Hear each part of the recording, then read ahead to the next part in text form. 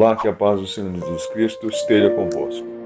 Hoje eu quero refletir convosco para iniciarmos o nosso dia sobre o tempo de Deus. Como texto base, 2 Pedro 3, versículos 8 e 9. Somos gratos a Deus por mais esta oportunidade que Ele nos tem concedido de estarmos iniciando mais um dia para a sua honra e glória. Somos gratos a Ele pela dádiva chamada vida, que mais uma vez Ele tem nos dado. Voltando ao nosso texto, 2 Pedro 3, 8 e 9, que nos diz: Mas, amados, não ignoreis uma coisa, que um dia para o Senhor é como 1000 anos, e 1000 anos como um dia. O Senhor não retarda a sua promessa, ainda que alguns a tenham por tardia, mas é longânimo para conosco, não querendo que alguns se percam, senão que todos venham a arrepender-se. O nosso tempo cronológico é diferente do tempo de Deus, que é eterno e não possui nenhuma limitação temporal. Nós vemos Jesus dizendo em João 7,6, Jesus lhes disse: Para mim ainda não chegou o tempo certo, para vocês qualquer tempo é certo. Quando Moisés diz que não sabe o nome de Deus, o Senhor responde: Eu sou o que sou. Êxodo capítulo 3, versículo 14. Em Deus não há passado e nem futuro. Ele é eternamente, sem mudança ou envelhecimento. Jesus Cristo é o mesmo ontem, hoje e será eternamente. Hebreus 13:8. No texto de hoje, Pedro ele certamente se refere ao texto de Salmo 90, versículo 4, e ele faz aqui um jogo de palavras. Um dia de Deus corresponde a 1000 anos dos homens. Enquanto ficamos ansiosos e pensamos que Deus demora, Ele está sendo apenas paciente. Ele não vive pressionado pelo relógio. Não há como calcular seu tempo. E aqui lembro o texto de Isaías 55, versículo 9, que diz: Assim como os céus são mais altos do que a terra, também os meus caminhos são mais altos do que os seus caminhos, e os meus pensamentos mais alto do que os seus pensamentos. Enquanto Jesus não volta para a consumação da história, o que podemos fazer em nosso tempo? Se amamos a Deus, nós devemos procurar viver uma vida de forma que o agrade. No livro do profeta Miqueias encontramos que o Senhor deseja que façamos. Ele mostrou a você, ó homem, o que é bom. O que o Senhor exige: pratique a justiça, ame a fidelidade e ande humildemente com Deus. Miqueias 6 e 8. Podemos andar com Deus todos os dias, obedecendo ao Senhor em todo o nosso tempo. Quando o nosso tempo aqui na terra terminar, experimentaremos como é o tempo de Deus, a eternidade. A eternidade é um fato que nós devemos sempre lembrar e pensar qual que é o caminho que estamos trilhando. Nós estamos vivendo uma vida pensando, se respaldando para que tenhamos uma eternidade boa ao lado de Deus, ou estamos vivendo para ter uma eternidade separada de Deus? Se você vai passá-la com Deus ou longe dele, depende da sua resposta a Cristo. Porque Jesus disse em João 3,36: Quem crê no Filho tem a vida eterna. Já quem rejeita o Filho de Deus não verá a vida, mas a ira de Deus permanece sobre ele. Como você quer viver nesse tempo e na eternidade?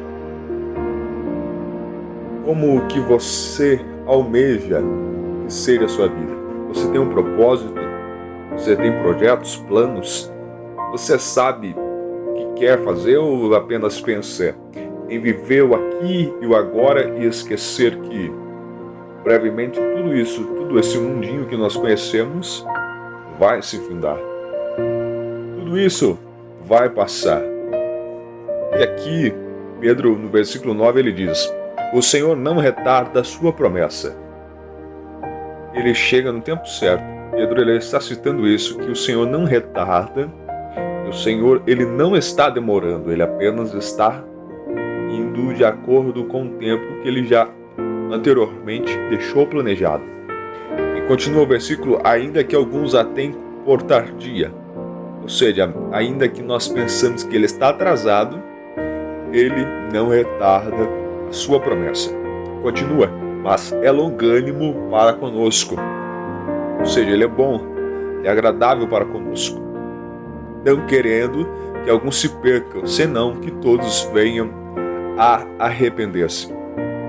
Aqui que é interessante que ele não está tardando, mas ele está agindo no momento certo, para que mais pessoas ainda tenham a oportunidade de conhecê-los. E o versículo termina dizendo que ele não quer que alguns se percam, ele não quer que as pessoas se percam.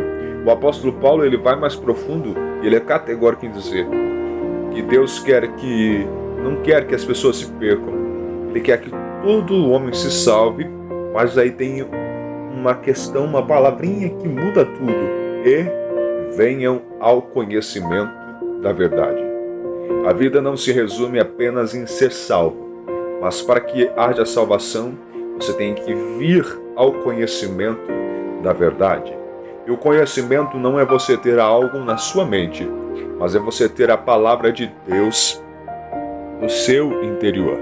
Não é apenas você ter a palavra carregando em seus pensamentos e tal, não, mas você precisa ter ela sendo degustada em todo o seu interior. Precisa que a palavra de Deus ela tenha um efeito no nosso interior, em todas as nossas partes.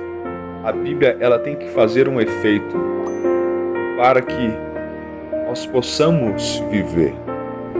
E é interessante quando nós pensamos nisso, que ele não tarda, mas ele está trabalhando no momento certo, visando que nós tenhamos a oportunidade de nos achegarmos a ele, visando que nós tenhamos a oportunidade de dia após dia nos apresentarmos a ele. E quando nós falamos de ter apenas a palavra de Deus nas nossas mentes, me recordo de Hebreus 4:12, que diz: porque a palavra de Deus é viva e eficaz, e mais penetrante que qualquer espada alguma de 2 gumes, e penetra até a divisão da alma do espírito e das juntas e medulas, e é apta para discernir os pensamentos e intenções do coração. Aqui nada mais é do que nos fala quando a palavra está no mais íntimo, no mais profundo, ela traz uma divergência, uma diferença para as nossas vidas. Porque ter a palavra de Deus na nossa mente é algo teórico, algo vazio, mas quando você tem ela no seu interior, aí é totalmente diferente. É interessante nós notarmos que aqui ela tem uma linguagem simples até, não muito complexa. Perceba mais uma vez esse versículo que diz: e mais penetrante de qualquer espada alguma de 2 gumes, e penetra até a divisão da alma do espírito, juntas e medulas, e é apta para discernir os pensamentos e intenções do coração.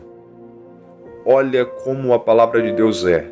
Através dela, nós vemos que ela pode preencher todo o vazio, ela pode preencher tudo o que nos falta. Somente na palavra de Deus nós vamos encontrar a alegria, o preenchimento total que nós necessitamos. Quando eu pego uma versão mais próxima do original, que fala juntas, em vez de falar juntas e medulas, fala do tutano, fala do significando que não é simplesmente você ter a Bíblia, a palavra de Deus na mente, mas ela tem que estar circulando em todo o seu corpo, ela tem que estar passando no seu sangue para que ela tenha este efeito, porque quando ela está no seu sangue, ela está purificando todo o seu interior, todo o seu corpo. E aqui o nosso tema, como eu já disse anteriormente, nós estamos falando sobre o tempo de Deus. E a frase que marca todo o nosso estudo aqui deste dia é: a eternidade não cabe em nosso tempo, mas você pode caber na eternidade de Deus. A eternidade é algo grandioso demais para nós, para o nosso tempo, para assimilarmos. Mas aqui também nos diz que você pode caber na eternidade de Deus. Resumindo tudo o que eu disse até o momento, se você quer ter a vida eterna com Deus, se você quer alcançar toda essa esperança que Pedro nos diz, que o apóstolo Paulo nos diz, tudo isso que tenho citado anteriormente, precisamos nos agarrar a buscar mais a Deus. Porque o versículo 9 diz: o Senhor não retarda a sua promessa. Ou seja, logo, logo Ele vai voltar e precisamos estar atentos e apercebidos.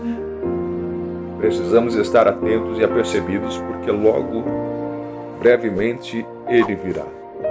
Eu quero orar convosco para iniciarmos mais um dia de bênçãos na presença de Deus. Senhor Deus e Pai, nós te louvamos e te agradecemos por tudo que o Senhor nos tem feito, pelas bênçãos e misericórdias que o Senhor nos tem concedido dia após dia. Senhor, seja com cada um dos seus filhos guardando, livrando e protegendo mais este dia, Pai. E hoje nós estamos falando sobre a eternidade, sobre o tempo do Senhor.